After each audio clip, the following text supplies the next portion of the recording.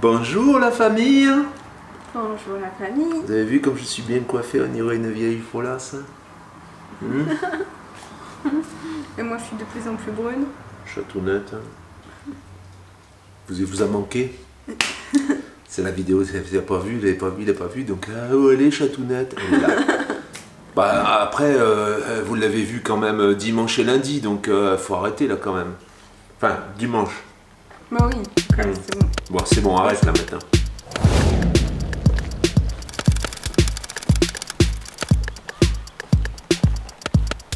Ça me fait peur.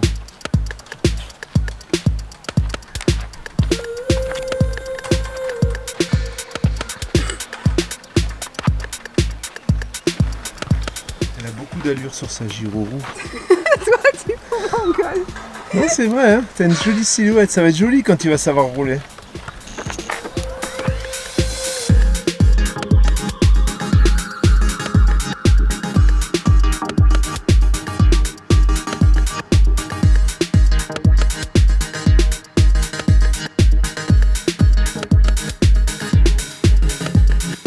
Pour que ton tibia, tu vois, Soit calé contre la en fait, tu tiens la roue avec ton tibia, tu vois.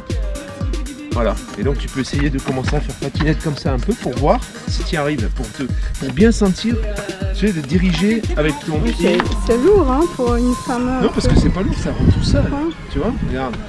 Mais pour maintenir avec le pied c'est lourd. Hein. Bah, ça va s'appuyer contre ton tibia là. Bah tu ouais, vois. mais ça te penche. C'est pas lourd, c'est pas lourd. Parce que c'est ton pied qui va appuyer là.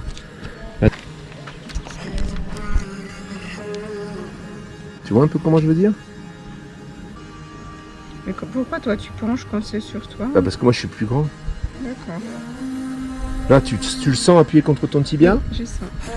Et là si tu fais patinette un peu, si tu essaies de patiner, sans monter dessus, tu avances comme si tu avais Ouais, mais celui-là de ce côté il est ouvert, c'est Oui normal. mais c'est pas grave, ouais, c'est normal. Quand tu vas démarrer en fait, tu vas te mettre dessus. Est-ce que là tu arrives à la diriger un peu comme ça, en roulant avant, arrière, avant. Et mets ton pied ici sur le côté. Première phase en fait c'est de sentir la roue, sentir comment elle avance et comment elle recule. Et il faut, tu vois, ici, la soutenir avec ton tibia en fait. Hein. Je sais pas si on appelle ça tibia, mais voilà. Merci. Elle se débrouille bien. Je crois qu'elle va y arriver. Je la sens bien partie. Je sais pas, je vais arriver où, mais j'y vais arriver. Ah non, là, On va devant les murs. tu te sens d'aller devant le mur, mais tu veux en roulant?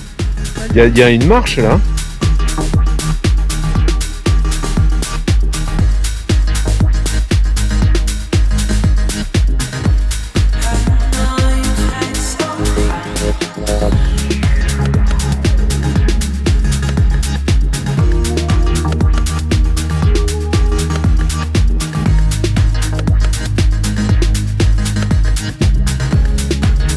Change de chaussures parce que là avec les talons c'est compliqué, hein Chatounette?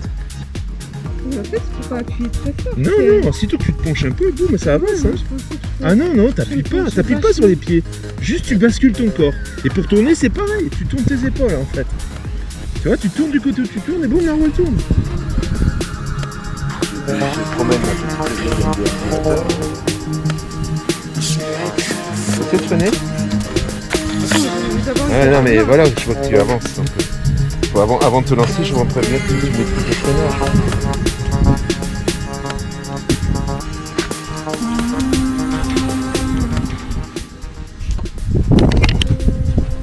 Tes premières impressions, Girourou, Chatounette?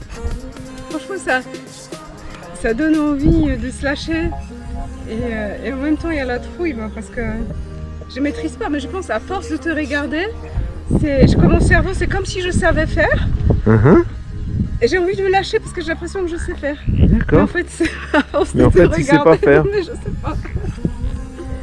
Ça te donne envie par contre, t'as envie de voler là, t'as envie de t'envoler avec.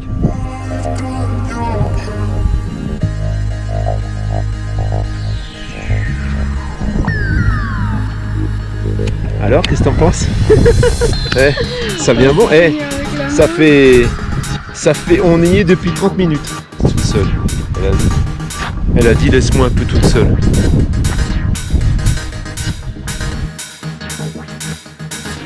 Au début, il faut t'aider d'une paroi pour pouvoir t'appuyer, tu vois.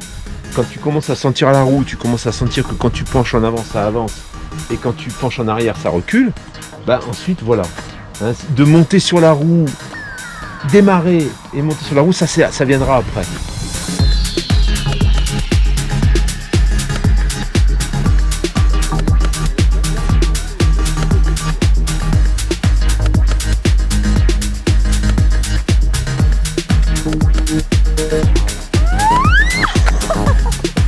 Tes sensations, Eva, à quelques minutes du départ, depuis... Là, ça fait 45 minutes à peu près, 40-45 minutes. Franchement, je pense que c'est génial et que j'arriverai.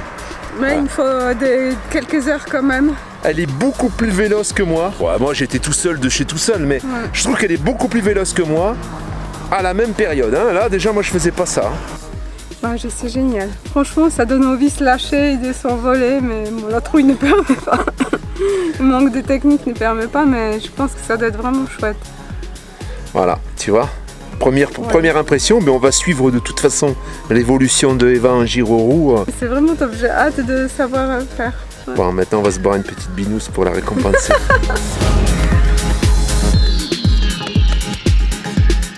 Alors, c'est la question de Alain Micou. Je peux me mettre. Est-ce que quand on est branché à 220 toute l'année, ça risque d'avoir des problèmes? Je n'ai pas déjà répondu la dernière fois à cette question. Il n'y a aucun problème à rester branché toute l'année au 220. Aucun. En fait, le 220 rentre dans ton unité centrale de commande, hein, et il y a un chargeur qui va s'occuper de charger tes batteries. Et ensuite, il y a ton réseau 220 de ton camping-car qui va t'alimenter, tout simplement. Aucun problème. Il faut éviter de démarrer le véhicule quand tu es branché au 220, par contre. Hein. Deuxième question de Alain. Je voudrais demander, que pensez-vous de GPS Le Camper? Je crois que je vais m'en acheter un. J'ai eu plusieurs retours le petit couple à qui on avait trouvé ce Franca, avec les deux enfants.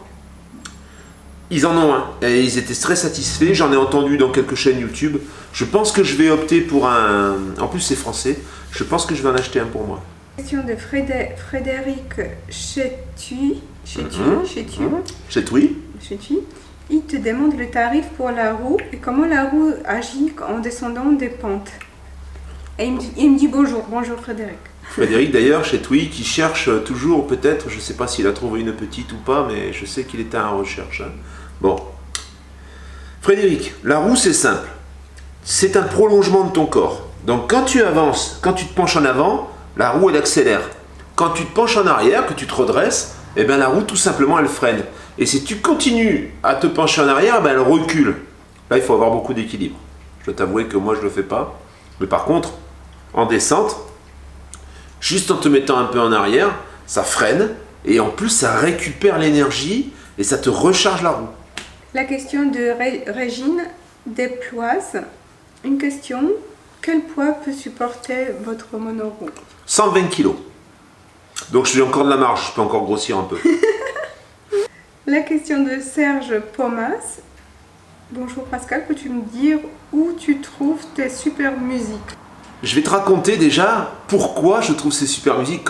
Il y a un moment, j'ai cherché les musiques libres de droit gratuites. Et alors, il y a une chaîne YouTube qui avait beaucoup plus d'abonnés que nous, qui écoutait mes musiques et qui se les remettait dans ses vidéos. La vidéo en camping-car, maintenant il fait autre chose, enfin il fait un peu de tout. Je ne vais pas te dire qui c'est. Mais j'ai remarqué ça plusieurs fois. Je me suis dit, ça m'enquiquine quand même de passer quelquefois 3 ou 4 heures à trouver de la musique, à les regrouper pour les utiliser. Et au moment où je les ai mises, 2 ou 3 jours plus tard, je les entends dans une vidéo de quelqu'un qui a beaucoup plus d'abonnés. Qu'est-ce qu'on pense? On pense que c'est moi qui est allé piquer la musique. Bon, du coup j'ai dit stop. Je me suis abonné à Epidemic Sound. Ça coûte 13 € par mois. Et je peux utiliser toute la musique que je veux sur cette plateforme. Donc c'est Epidemic Sound.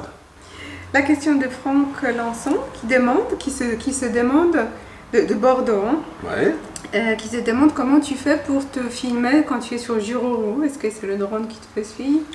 Alors j'ai une caméra, c'est une Insta360. Tout ce que je te dis, je ne suis pas sponsorisé. Hein. Je ne vais pas recevoir de l'argent, hein, je vous le dis. Voilà, c'est une petite caméra comme ça qui a 2 lentilles, tu vois. Voilà, qui a 2 lentilles. Et ensuite, il y a le logiciel qui fait le raccord. Voilà. Et ça, tu le mets sur une perche qui est invisible à la caméra. Je l'allonge, je la mets devant, je la mets derrière, je la mets là, comme ça, voilà. Et ça va me filmer. Ça va filmer tout ce qu'il y a autour à 360 degrés. Alors, je te cache pas qu'ensuite au montage, c'est du boulot. Parce que tu peux orienter la caméra à la vue dans le sens que tu veux, en fait. Hein. Ça demande un ordinateur qui bastonne quand même. Alors c'est ça, c'est pas un drone qui... Non, c'est pas un drone.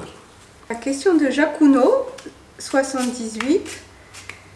Salut Pascal, ta roue, elle vaut autour de 1700 €, c'est ça? Elle vaut 1790 ma roue. Alors tu as deux modèles. Hein.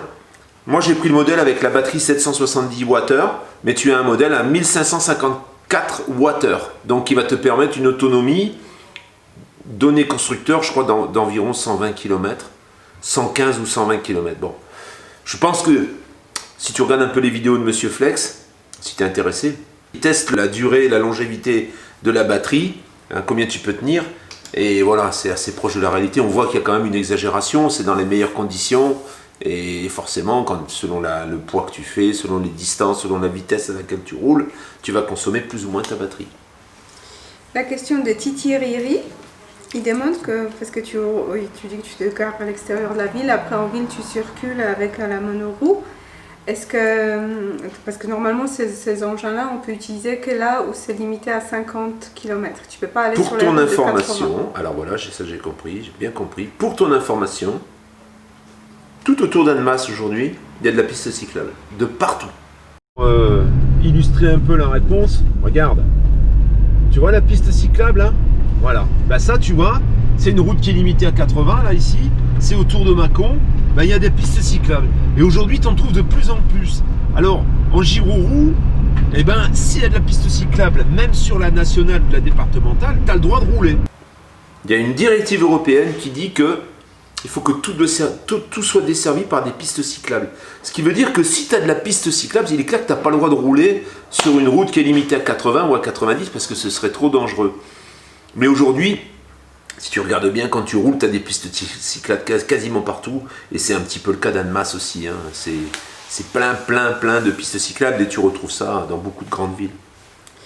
Et la question suivante de Jacques Touzet qui demande, est-ce qu'avec cette Giro, il faut un équipement spécial, un casque, les protections des coudes, c'est obligatoire? Non, c'est pas obligatoire. Maintenant, voilà, hein, c'est en fonction de la personne. Moi, je sais que bon, je suis pas trop. En fait, la vitesse me paraît. Alors, tu peux te faire mal. Hein, attention, je suis tombé une fois, je me suis fait mal. Mais comparativement à ce que j'ai déjà connu, avec des chutes à moto quand même assez violentes. En fait, il aime bien ça. Alors. Non. Pour moi, ça va être un peu. J'espère que je vais choquer personne, mais pour moi, tomber à 25 km/h, voilà quoi. Alors peut-être un jour je peux mal tomber, je sais pas, mais. Voilà, je sais tomber quand même, j'ai l'habitude, je suis entraîné. En polonais, il y a un proverbe, je ne vais pas dire parce qu'il y a des polonais qui nous suivent. Ah bon? Tais-toi alors. Non, en fait, c'est vrai ce que vous dites. C'est vrai qu'un casque, ce serait plus sécure, des gants, ce serait plus sécure, des genouillères, etc. Bon, faut être prudent, faut bien regarder la route, et puis bon, c'est vrai que tu roules pas, on n'est pas dans le flux de la circulation comme ça peut être le cas à vélo ou à moto. Je trouve que proportionnellement, un vélo qui utilise la voie publique, c'est plus dangereux quasiment qu'une Girourou. La question de Dentifrice 1975. Bonjour, quand on est bien élevé, on écoute la musique avec des écouteurs. Je ne supporte pas les gens qui écoutent la musique à fond dans la rue, genre enceinte Bluetooth. Bon, moi non plus, j'ai horreur de ça. Personnellement, ta question, j'avais pas envie d'y répondre. Parce que moi, ça me saule, ça. Je trouve que c'est un peu... Mais toi aussi, tu aimes pas quand on est à la plage, ça t'énerve aussi quand voilà. Mais là, quand tu roules, quand tu marches, tu as des voitures qui passent, tu as la musique, tu as le bruit des moteurs. Bon, t'en fais pas tout un pataquès. Moi, ça m'énerve le bruit des moteurs, ça m'énerve le bruit des mobylettes, ça m'énerve. Vie à la campagne, ça, c'est la première chose. C'est pas méchant, hein, c'est juste ma réponse. Et le deuxième point, pourquoi j'ai commencé à mettre de la musique? Parce que la musique, elle y était, mais je l'utilisais pas.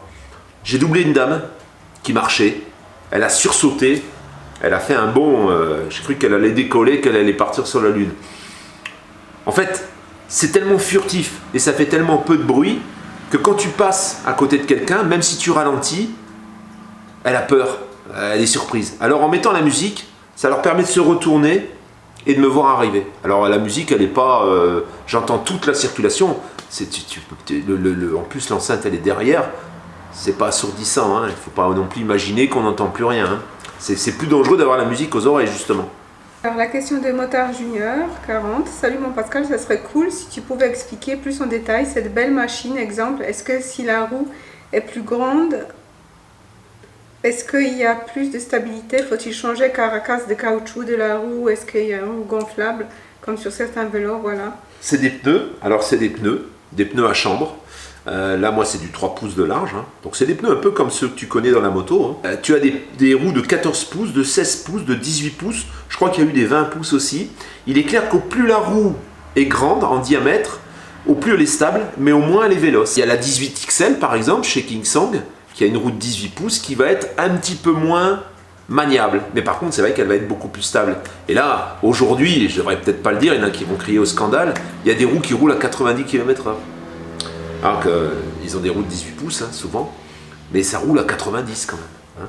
Donc c'est vrai que tu as besoin de plus de stabilité. La mienne, si tu commences à dépasser le 30 km/h, tu sens qu'elle va pas être aussi stable, beaucoup plus agile et beaucoup plus vive. La question suivante de Denis Aucouturier. Ça a l'air sympa ton Jérôme, l'apprentissage ça doit être casse-gueule. Et pourquoi pas une trottinette électrique? Pas plus facile à aborder, il me semble. T'as vu la dimension des trottinettes électriques aujourd'hui? Cette espèce de gros placard que t'as. En fait, je trouve que c'est moins pratique quand tu rentres dans un magasin. Moi, quand je rentre dans une boutique, je sors le trolley et je la pousse même pas. Elle se pousse toute seule. Il suffit de donner une petite impulsion et elle roule. Si je rentre dans un supermarché, je prends un caddie, je mets ma gyro-roue dedans. Je suis pas sûr qu'avec une trottinette, tu pourrais faire la même chose. Autre chose, une trottinette, tu as des petits trous comme ça.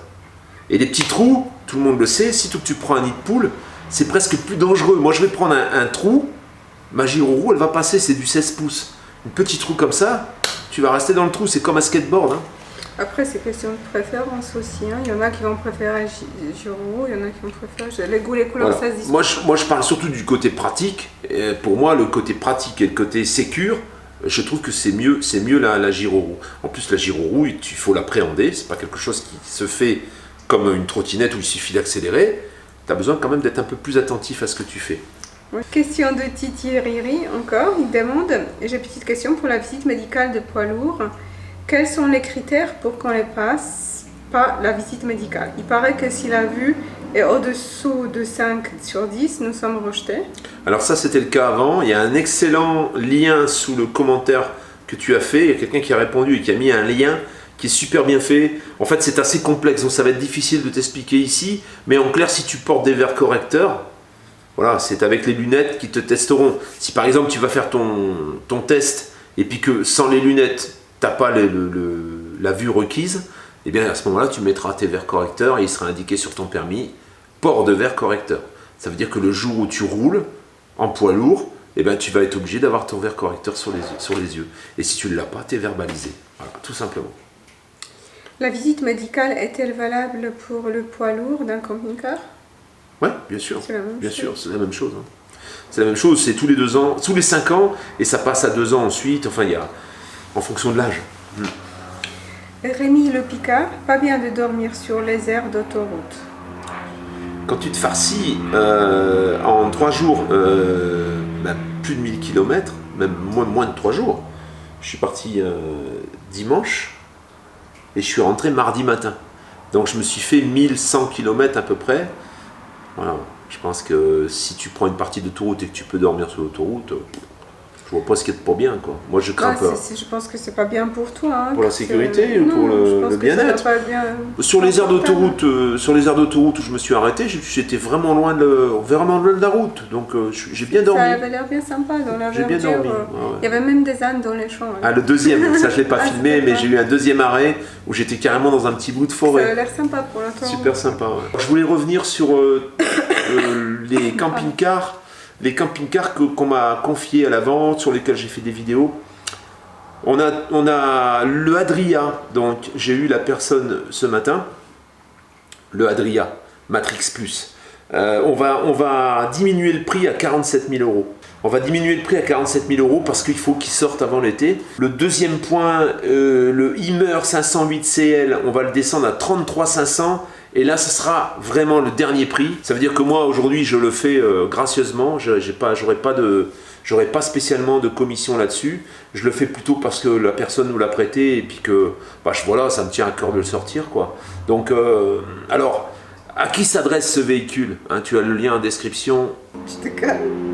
Pourquoi il est intéressant? Parce que il vient un petit peu, c'est un peu comme c'est les dimensions d'un fourgon en fait. Il fait 5,99. Donc c'est là l'intéressant. Après, il y en a qui disent ah bah ouais, le lit pavillon machin, ouais, mais c'est pas le but d'un véhicule comme ça. Le but c'est pas d'avoir un lit fixe. Quand tu as un lit fixe au fond, si c'est un lit transversal, il te bouffe quasiment 1,60 m parce que le lit fait 1,40 m, mais il y a la boiserie et tout. Il va te bouffer 1,55 m, 1,60 m. Donc c'est vrai que l'espace de vie, du coup, il est vachement réduit. Sur ce véhicule-là, tu as un espace de vie sur toute la surface du véhicule. Et le lit, il descend. C'est vachement pratique. C'est pour ça qu'il est fait. Alors c'est sûr que tout le monde n'y trouvera pas son compte. C'est vrai qu'il n'y a pas de soute. Mais bon, voilà, tout le monde n'a pas non plus un véhicule. Hein. Tout le monde n'a pas un véhicule. Il y a un porte-vélo, tu peux mettre ton vélo sur le porte-vélo. C'est vraiment un super véhicule. Alors, je sais, j'ai eu un contact de quelqu'un qui est éventuellement intéressé, on doit se rappeler, et qui me dit qu'il y en a un qui est à 31 000. Oui, il est à 31 000. Mais c'est pas la même version. C'est pas cette version-là. Cette version-là, c'est la version la plus haut de gamme de cette catégorie de véhicules. Ce qui explique qu'il y a une différence de prix. Que, si tu es intéressé, n'hésite pas. J'ai ce fameux, alors là, le Cartago, il vient de passer, donc pour le moment, hein, c'est tout nouveau. On a eu quelques contacts, mais bon, pour le moment, il n'y a rien qui est encore établi. Fonds Vendôme de Isa, on a une visite cette semaine. Normalement, c'est une visite qui va aboutir parce que la personne est motivée, donc je pense qu'il sera vendu. Le B544 SL avec moteur 3 litres 160 chevaux. Pour le moment, c'est en stand-by. Ça veut dire qu'on avait un acquéreur, on en avait plusieurs même. Bon, pour le moment, on n'est pas certain que ça se fera. Donc, si toutefois tu es intéressé, je te mets le lien de la vidéo également. Et n'hésite pas à la revisionner. Et puis, si t'intéresse, n'hésite pas à reprendre contact avec moi. Et puis, on verra. Tu as compris donc que nous, on se mariera jamais dans la vidéo de dimanche. Hein? Depuis, je l'ai toujours pas massé, donc... On n'a pas trop eu le temps, faut dire. On a dû découper du plastique. Hein? On a jeté un peu tout son dressing, elle a pété les plombs, elle a tout sorti. Elle veut faire des étagères pour les chaussures, comme dans les feuilletons, tu vois? N'importe quoi. Comme dans des Desperate Housewives. Peut-être je vais mourir bientôt parce que j'ai envie de tout ranger, tout jeter. Toi, tu tous les quarts d'heure, à chaque vidéo, tu dis que tu vas mourir. La dernière fois, c'était coronavirus, là aujourd'hui, c'est c'est toujours coronavirus. Hein. Mais tu es contagieuse et moi je suis à côté de toi, c'est ça? Bah oui. C'est ça l'amour, il faut partager tout. Hein. On partage les maladies et tout. Pour le bon et pour le pire. Des poils aussi, je vais y en donner un peu, parce que moi je suis farci là. Hein. Je vais donner un peu des poils. Des poils au torse. Et puis on peut pas prendre une douche ensemble parce qu'elle fait pipi sous la douche. Alors toi t'es une bouffonne. C'est elle qui fait pipi sous la douche. C'est pour ça que je comprends pas. Ça je l'ai pas dit. Ça sur la vidéo de dimanche je l'ai pas dit. Ça tu mets pas. C'est parce qu'elle fait pipi. Je vais me gêner. C'est parce qu'elle fait pipi sous la douche. Arrête. Déjà 19 Allez c'est bon maintenant stop. Hein. On arrête là. Hein. Ça suffit. Non n'insiste pas. Maintenant on arrête. On s'en va. Allez. La fièvre après j'aurais. Elle a la fièvre du samedi soir. C'est samedi. Là on tourne la vidéo samedi parce que je m'en vais moi. Non, alors bah ouais, non mais là, comme ça. T'es prête à fermer? Ouais. On ferme. On a pas fini. Attends, on recommence. Au revoir. Au revoir la famille. Écarte ta main comme ça, voilà, comme ça. On y va. 1, 2, 3, 4.